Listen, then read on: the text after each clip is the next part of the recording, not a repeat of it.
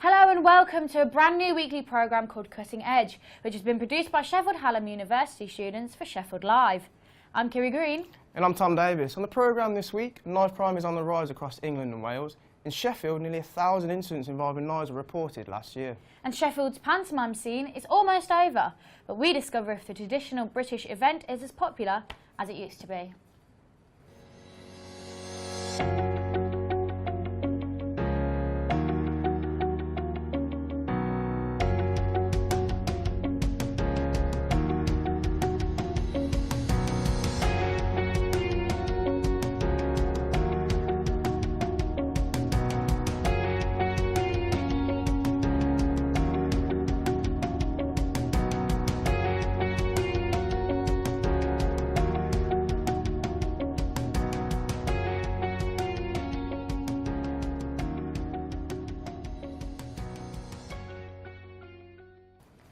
First on the show today, knife crime is devastating communities in Sheffield, with almost 1,000 offences recorded last year. Figures show there's been a 53% increase in the use of knives or sharp instruments between 2016 and 2017.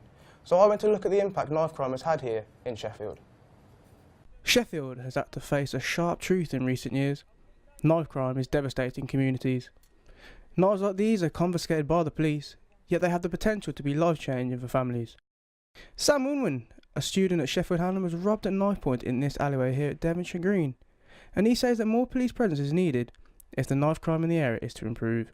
You know, you had some people getting stuck up with knives down the Ecky Road. You've had obviously myself here. You've had people all over being stuck up with knives, and I think more police presence is just going to start to deter that. Anti-knife campaigner Antti Olasendi also says education is vital. He set up the Keep Sheffield Stainless campaign with Stay Safe Security. He's trying to make a difference in communities and help educate youngsters on just how damaging knife crime is on families. Somebody gets killed, okay, that person's dead. You've got his mum, his dad, sisters, aunties, uncles, grandma, his friends, their parents. You know, it wipes out whole communities when people get stabbed. It's not that simple. It's not just a case of, oh, somebody else has died. I mean, if it's not your relative or somebody you know, it's just another stabbing for you. But if it is somebody you know, it's life changing. Sheffield is known for its nightlife, but in recent years, incidents at popular nightclubs have hurt the reputation of the city. South Yorkshire Police recorded 977 offences this year compared to 986 last year. Despite its improvement, knife crime is still a worry. Cavan Brissett was murdered in August and the killer is still on the run. His aunt Libby Hamilton, who is campaigner of Anthony, says she's taking each day as it comes. Until about 4, maybe 5 weeks ago, I was still in shock. I'm not 100% sure that I believe that he's obviously not coming back, but what I've had to do is I basically every day I have to get up and tell myself that he just wouldn't want me to do, he wouldn't want us to wallow, he just wouldn't. The Steel City will always have its problems, but with campaigns like Anthony's and the help of the police, it gives people just a glimmer of hope that the situation will improve over time. This is Tom Davis for Cutting Edge. We just saw Anthony Olasenda in the piece there, and he joins us today in the studio. So Anthony, can you tell me a little bit more about this campaign and why you set it up? So yeah, Keep Sheffield Stainless, it's a knife crime campaign and it's to try and reduce knife crime in Sheffield. I do a lot of work with young children, young kids, and I noticed that they were all worried and they were all thought it was normal to carry knives. So I made the campaign to try and deter that. So we know you put these workshops on as well. Can you tell us a bit more about those and what you do? Do you mainly go to schools or do you go elsewhere? So yeah, I go to secondary schools and also I go to like hostels where young people are, aged up to 25. The workshops are made of 4 modules. The first module is the knife crime stats and facts. So we look at knife crime that's on the rise. We look at facts like you're more likely to get stabbed if you carry a knife. The second module is conflict management, where we look at triggers, how the human brain works when you're angry or when you're scared, and we look for signs on other people and how to de-escalate conflict. The third module is the effects of knife crime. So it's not just looking at my point of view, or the person's point of view that's doing it. It's looking from the NHS point of view, people that have lost loved ones, and you know, so they get a clear picture all the way around about what's happening. And the final module is inspiration. So I tell them a bit about my life and a bit about what I've done and how I turned it around to become successful. And I've got videos from other business owners in Sheffield that have done the same thing, so it gives the young people something to aspire to. And I saw a couple of weeks ago you were campaigning with Libby Hamilton, whose nephew Cavan was fatally stabbed. How is working with her helping with your cause? Because she knows firsthand what it's like. Luckily, I've not lost nobody through knife crime. Close to me, I've lost friends, but it was her family, and her input is vital because she's been through it all, and that I need to know her side of things to make sure that the services that I'm providing suit people that have lost a family member, and I can also support them. Yeah, so we know knife crime is on the rise in Sheffield now a lot. What would your advice to be to young people who are thinking about carrying a knife? Don't carry the knife. You don't need it. I know a lot of them say it's self-defence. To me, how is a knife self-defence? Knife is used for killing people. You know, you don't carry a knife for self-defence. You're on the offence. Maybe they think because the other person's got a knife, I carry a knife, it's normal. It's not normal. You don't need the knife. You know, if you're in a situation where you think you need a knife, remove yourself from that situation. Don't get involved in it. Keep away. Yeah, okay. Thank you for joining us today, Anthony. Thank you. Cheers. Last year, Sheffield was named as one of the most gay-friendly cities in the UK. But the LGBT plus nightlife scene took a hit last summer when OMG, one of the UK's busiest and biggest gay venues, permanently closed its doors on West Street. But the fun isn't over yet for Sheffield's large and growing LGBT plus community, as there will be a brand new gay quarter which is set to be completed over the next year. Dancing the night away, but the LGBT plus nightlife scene seems to be fading fast. There are few events like this one, a makeshift club converted from a vegan cafe and filled with members of the LGBT plus community. But that is about to change. Temporary clubs like these will be making way for a whole collection of permanent bars and clubs, to be known as the Gay Quarter.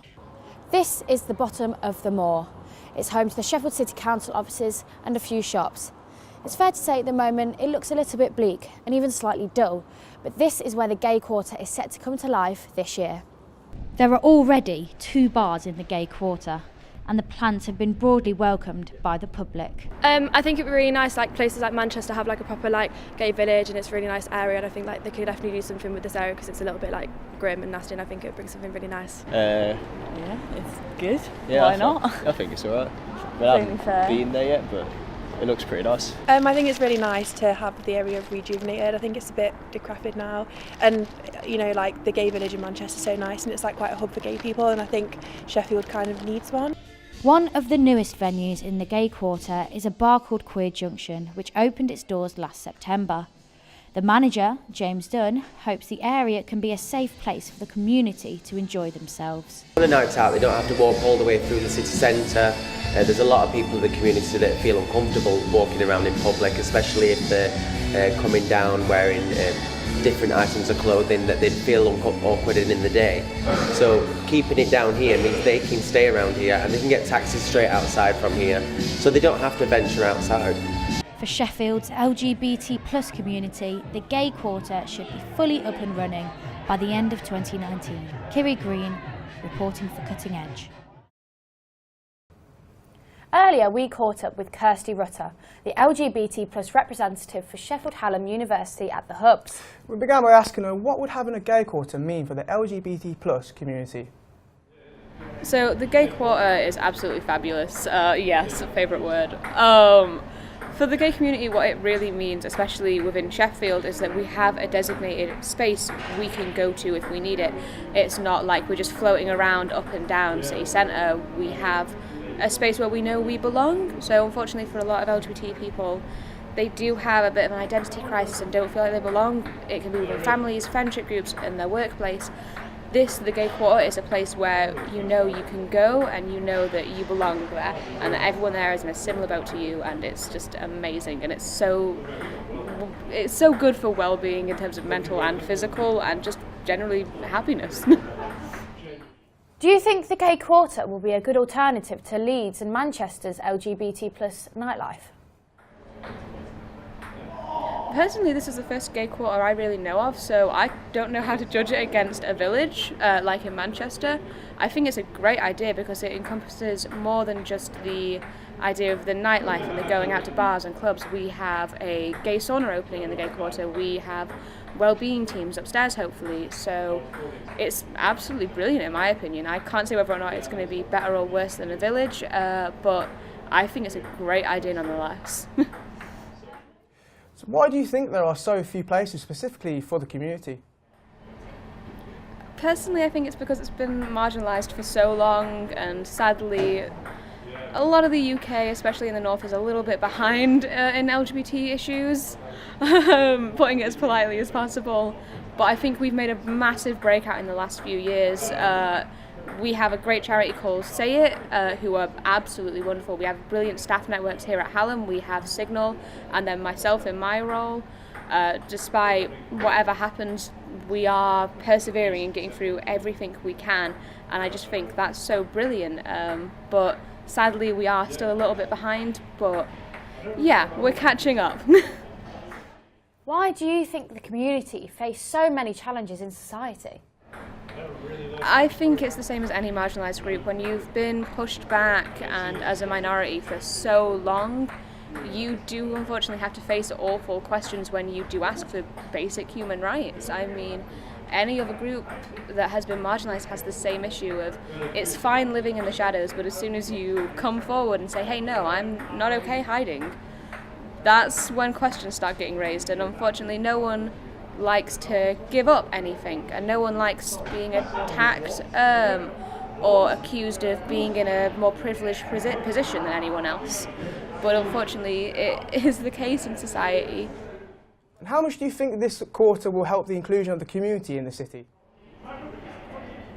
I think it's going to be absolutely brilliant. I think it's like I said earlier, it's a space that we have that is like a beacon for everything gay in Sheffield. But I think in terms of inclusion, it's going to give an opportunity for people to be able to come out of the closet and be gay and happy outside of their home or outside of their close-knit community. And I think Sheffield as a whole being able to do that, being able to say, wow, look at this is amazing, look at all the cool things these groups are doing, that's only going to allow us to work with more groups in the wider Sheffield. So I think it's going to be absolutely brilliant in terms of everyone getting involved with each other and then improving inclusion. That was Kirsty Rutter speaking to us earlier at the Hallam Students' Union. But now, let's have a look at the rest of the news around Sheffield. South Yorkshire Police will be hiring a record number of police officers this year. They will be increasing their numbers for the first time since 2010. After a series of inspections over the last 2 years, major improvements have been made and the force are now in the clear. Their effectiveness and leadership have been positively recognised by Her Majesty's inspectors. EE have announced plans to bring 5G data to Sheffield. The network will be brought in by the end of 2019 and will be faster and more responsive. Other UK networks will be trialling the service later in the year. A popular hotel and bar in Brincliffe is due to open in March this year. The Salter Tavern on Salter Lane closed in 2016 but will reopen as a boutique hotel. It will have 23 bedrooms as well as a bar and a restaurant. We all thought football was coming home in 2018, but now rugby is coming home as the Rugby League World Cup arrives in England in 2021. But as the race to host matches comes to a close, Sheffield is hoping their bid will see the best rugby league teams in the world play in the Steel City. Daniel Dawson reports. This is Sheffield Eagles Rugby League Club preparing for their new season in February.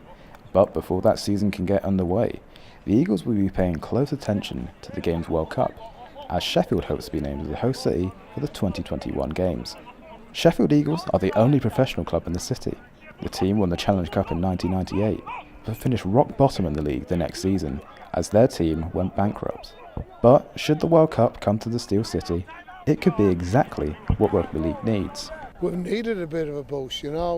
We've been outside the city for a number of years, come back into the city, and as you can see where we're training tonight, the stadium isn't quite complete, but it's en route. So, you know, to get the World Cup in 2021 would be massive, and we've always talked about getting a major event in Sheffield to kickstart rugby league. And the game would definitely get a boost, as Sheffield City Council are looking to promote the sport. being heavily involved in the bid to get the World Cup to Sheffield, with the men's games scheduled to be held at Bramwell Lane. Now, Bramwell Lane is normally used to hosting Sheffield United's home games, but it's no stranger to hosting other events. For example, this famous ground is once held host for a Yorkshire County cricket match, an FA Cup final, and even a Bruce Springsteen gig. And come 2021, the Rugby League World Cup can be added to that list. Olympic Legacy Park will host the women's games, with the English Institute of Sport holding the wheelchair games, which will bring thousands of fans to the city. It's a world event. All the men's games have been covered live on the BBC. You know, the last event was covered in something like 115 countries and watched by 150 million people. So from an exposure point of view, it's pretty big. This is a big stadium, 30,000 people, so definitely bring visitors to the city. There's economic benefits. You know, they'll fill hotels, they'll fill bars, they'll fill restaurants. So we win all round. As the decision reaches the last lap, let's hope that England will be lifting the trophy on home soil in 2 years' time. This has been Daniel Dawson for Cutting Edge. Christmas! It's behind us. Oh no, it isn't. Oh, but yes it is. Pantomimes, however, are still in season. The panto is a traditional winter event in our culture, but is it still as popular when it first came to Britain? We sent our reporter, Chloe Linkins, to find out more. Hello, Sheffield! Hey! We all love to have a little giggle at the pantomime. I went to the doctor today and he said to me, don't eat anything fatty. I said, what, pies, chips? He said, no, don't eat anything fatty. The pantomime dame is a popular character who is key to making the audience laugh. Damien Williams has been Sheffield Lyceum's dame for 11 years. He knows exactly how to play it right. You've got to play it as a man in a dress. There's got to be no question in anyone's minds that you're a man for the minute you come on. You don't want to confuse the kids, so you don't want to make it too draggy. You know, my dame's very sort of clowny, big boots, men's boots, and also I like to play it as part of the audience. So I sort of let them in a lot when I play dame, so I'm sort of on their side. But even though the pantomime is considered a Christmas tradition, rehearsals start in November and some shows go on until February. The cast have a few weeks to rehearse and to learn new skills to impress the audience when the shows hit the stage in December. So what do people love about the panto? I like the Christmas pantomimes because, you know, in the sort of industry we're in at the moment with all film and television, I think it's really important to keep sort of actors and real life stage productions and stuff in. I also think it's really fun, especially for kids, to get into the Christmas spirit. So yeah, I like the pantomime and I like to go. No, the grandkids love it. I mean, we've got two now. One was 18 at the weekend and another one's 18 in April, and you know, they keep coming and keep saying, really... have you booked yet? Because we think, you know, they've grown up and they might not want to do it, but oh yes, they do. I think it goes with Christmas pantomime. I think it's lovely. I think the atmosphere is out of this world. It's 2 years since I went last because the kids have got bigger. It's safe to say that the pantomime is still just as popular as it used to be. Maybe it's just as essential to Christmas as turkey and Brussels sprouts. This has been Chloe Linkins for Cutting Edge. Do you know what? I would actually love to go to the pantomime and I'm 22.